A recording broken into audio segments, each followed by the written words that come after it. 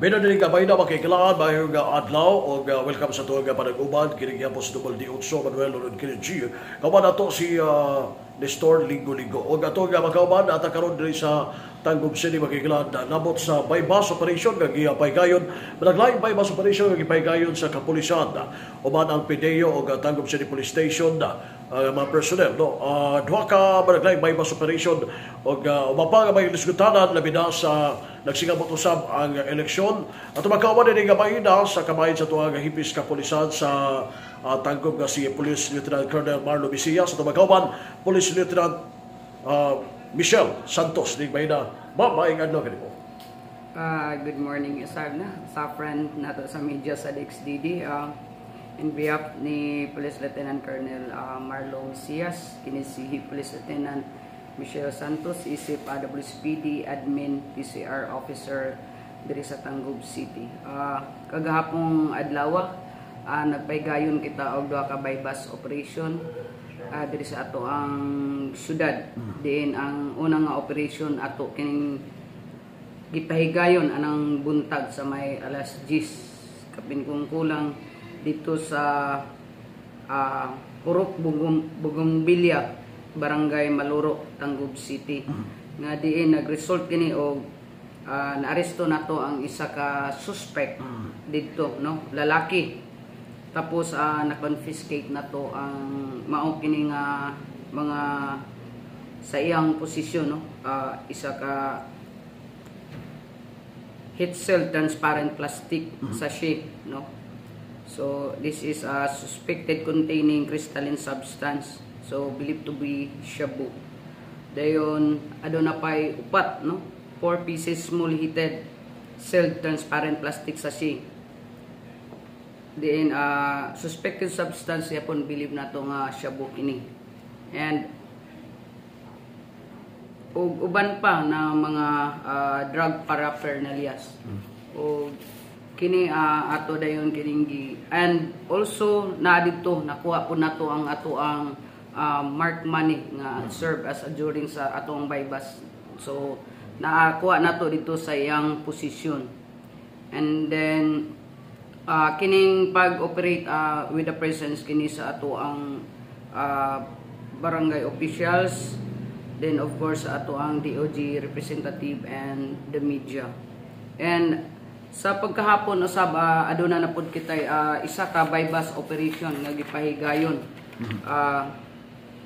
dito sa Purok 1, Barangay Isidro Ditan, diri gyapon nga syudad, no. Then niresulta kini og isa ka positive nga operation nga atong nadakop ang isa ka suspected nga diin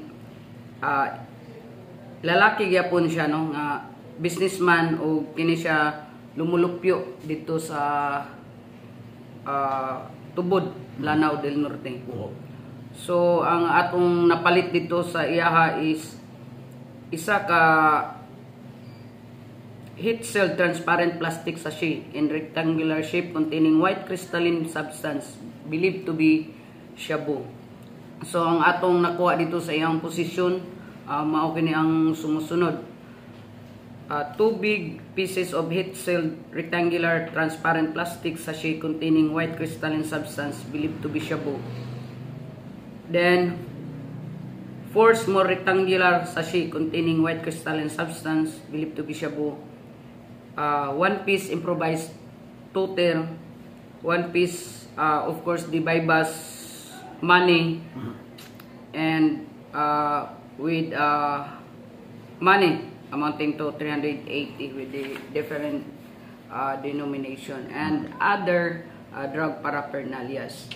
So kini karon ang status sa ato ang mga suspect na kini karon for the meantime sa ato ang temporary detention cell sa ato ang Tangub City, and we are preparing the appropriate charges against the suspect. O sa kaso nila sa 9165, no? Republic of 9165. The violation of RA 9165. Okay. Nasuta ba mo kung kinsa mga parokyano nila, kanilang mga suspect? O pasabot katong sa first to gawon kisa may mupalitay ani nila, of course kay unay mo baligyan apoy mo palit. And of course ang ato ang poster buyer ani is ang atuag yung mga operatives, no? Din ang members sa ato ang PDEU. Oo. Pero sa kanang sa community kisa may mo palit ani nila kasagaran. Ano ba mga suspect? Ang so far ang ato ang kuan ani ang siguro ang kasagaraan na mo palit ani is ang katong mga Kaila ra po sa kaila rapod siguro nila, no, nga naadari ba, pero I believe ini nga mga illegal nga droga, this is not coming sa ato ang kuan, sa ato ang province kay through sa ato ang mga intelligence report and sa ato ang mga surveillance nga na-gather na information. It's the coming from the other province. Usa nga probinsya gikan ang drugs based sa inyo ang investigation, Lieutenant? Ang nakuan ginato sa information ang kini mga illegal nga droga is nakuha nato ni sa province of Lanao del Norte. So sa pagkakaroon kumusta man ilabi na sa dapat magyapoy patago ka baligya, no, diri sa tuwa na monitor ninyo hangtod di mga takda. So far the Philippine National Police is conduct yapon ta og continuous operations against illegal drugs.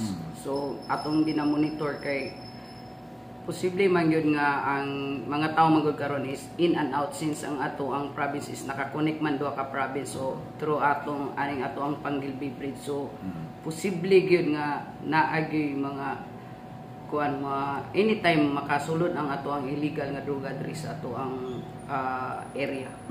Pero ang Tanggob City, ma'am, dapat ay ginagbay na ba din sila nga na maligya or naagi kini mga high value individual nga naa diri na involved before sa illegal nga droga and karon nagabalik? So para sir ang atong nga kuan na mga suspect is mga kuan lang yun sila, mga posible mga drug user or kuan, pero wala pa tayo mga high value target nga na kuan pa nga information. So ba't pasabot ka sila mga locally street individual, no? Yung term nga LSI. DLSI. So na-agreed coordination ninyo with the PDEA o uban pa nga mga agencies in terms sa kampanya patong sinigang nga droga? And of course, the operation should be coordinated with the other agencies, ilabi na sa PDEA and other na mga friendly na kuan na to, mga forces.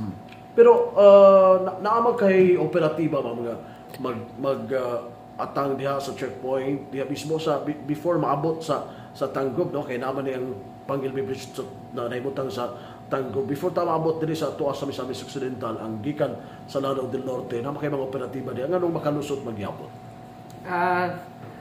Alang sa kasayuran sa tanano ang ato ang Panggilby Bridge ilabi na diha sa Silanga nga area. Ang ato ang conduct of checkpoint is 24 hours. So ang musulod gawas nato diri na mga tao is gina-check nato. Pero posible na masudlan ta, it's because dili man gyud nga ang kuan naamantay mga limitation sa pag-search or pag-check sa ato ang checkpoint mo na nga posible nga atong illegal nga droga musulod gyapon siya sa ato ang area. Okay, gawas na A1 information, no? Pero kaya visual checking naman yun ang inyong mahimo nato sa kapulisan. Only the visual check lang atong ikuan sa ato ang mga motorist or mga vehicle nga mo pass by sa ato ang checkpoint. Pero 24 hours ga kuan nga ato ang personnel ga man. So conducting checkpoint. Pero labay PDEA ba uban diha napita sa checkpoint? Kaya nito itong PDEA, kaya naman sila mga kinibang kinay dog, no, nga maka-detect. Sometimes na ang PDEA labi na og naay mga information, but naalang kung naay operation, so naay na ang PDEA nato naagid sila.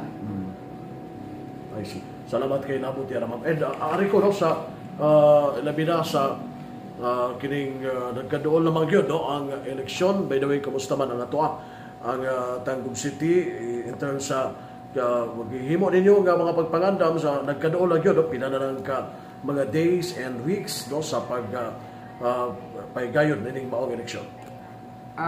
Of course, ang atong pagpangandam no sa ato ang upcoming 2025 national and local election, no, ang ato ang Tangub City is fully prepared to ensure a safe, secure, and peaceful conduct of upcoming elections. So all units are heightened alert with strategic deployments in place to prevent any form of violence, intimidation, or illegal activity. So we are working closely with the Commission on Election and other stakeholders to safeguard the democratic process. So we urge the public to remain vigilant, report any suspicious activities, and exercise the right to vote responsibly. So your safety and the integrity of the election are our top priorities. So with that, naatay mga augmented na personnel, no? So all areas are deployed, no? So natay mga daghang nga mga personnel, no? Like coming from the Coast Guard, natay from the Armed Forces of the Philippines, and of course naapod ang atuang augmented personnel from the mobile force, second mobile force. I see. So how about sa region? Wala by coming from the region? So far sir, wala pay gi-augment gikan sa region kay kuan pa man gid ta og pila gid ang ato ang personnel nga i-augment din sa entire province na to. Okay. So pero ang mga possible nga schools nga gamiton during the elections nagay mga personnel sa PNP nga ginabutan. Yes, of course. Ang ato ang mga precinct, no? Ang atong mga precinct is naagi nagaman nga mga PNP personnel kada precinct nato dito. So dili na mawad-an kun dili na ang atong personnel, and of course with the presence of naapod ang ato ang barangay Bipat, no? Ang atong Bipat naapod dato. Okay. During sa pagpangampanya sa mga kandidato, no? Kay tonton na sila kampanya karon and hangtod man sa punta na sa May 10 man siguro no ang kampanya, and doon na ba yung mga yun sa nato pagsiguro, no, ang seguridad sa mga matag kandidato? So far sir, ang ato ang with regards to the candidates, the running candidates of this city is they are secured because ginamonitor man nato ang ilahang security gyud every now and then, and of course our Philippine National Police gabutang na og liaison officer nga mo kuan sa ilang mo coordinate so kung in charge yun. So naatay in charge sa every kuan sa party nila, no? So naa sila kuan kung if ever naa sila ay problema, so katong nga in charge nga liaison officer dito sila ikuan. So far wala pa tayo nakakuan na mga any threats gikan sa ila, so meaning ang atong mga running candidates is safety sila and secure. Di pa rin nga init ang rivalry nila, no? Both sa mga candidates. So far sir, ang ato ang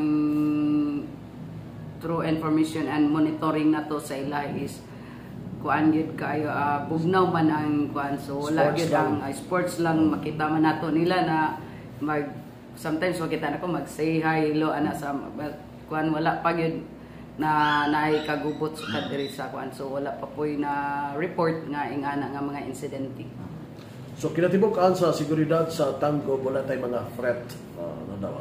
So far ang ato ang peace and order sa Tangub City is peaceful, no? Peaceful and manageable siya, and of course secured yun. Okay. So drug clear naman ang city, no? In terms sa kampanya batok sa illegal na drug, drug clear na siya. Dugay-dugay ng panahon. ang ato ang syudad natay drug cleared nga area but naatay pipila ka barangay nga i-validate pa lang okay. para ma-drug cleared siya. I see. So salamat kay nabot yan ma'am and basin doon na kay additional information nga buot mo ipabot labi na sa mga katawan nini nga bahina nga wa na mo na pangutana nini nga bahina Lieutenant Santos.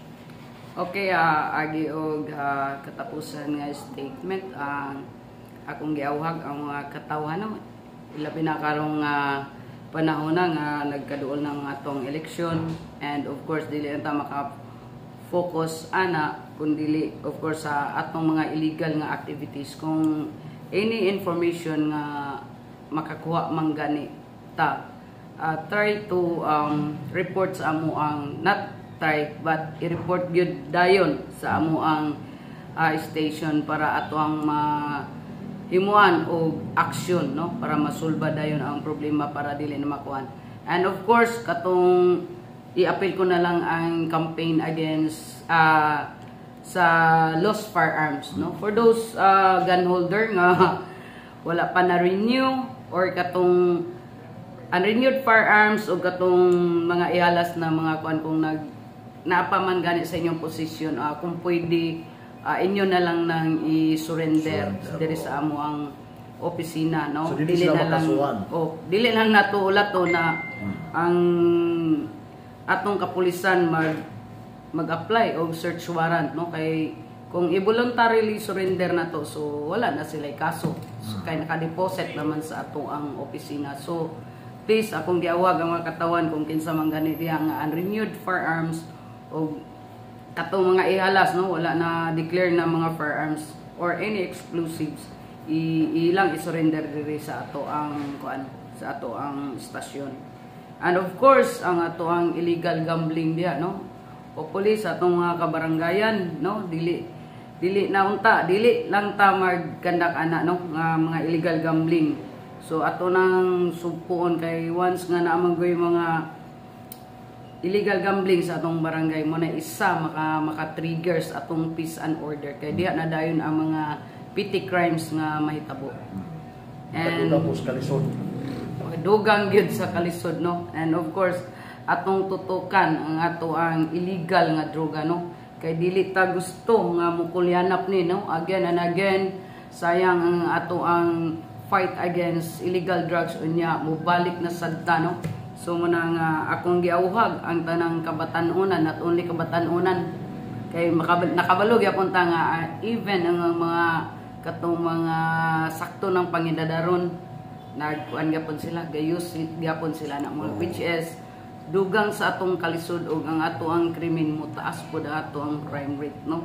So our commitment sa campaign or fight against illegal drugs remain firm and unwavering. So this is not just an enforcement, it is about protecting our communities, restoring hope and building a safer future for the next generation. So we call on every citizen to stand with us. Together we can make lasting change. So maayong buntag o dagang salamat. Ato nagkauban ato ang opisyal sa diri sa Tagum City Police Station, Police Lieutenant Michelle Santos no diri sa Tagum City Police Station. Diri sa Tagum City Police Station kaman ako si Nestor Linggo Linggo, Chris Noble de Otso, Manuel Loren Kinichi. Salamat, my God.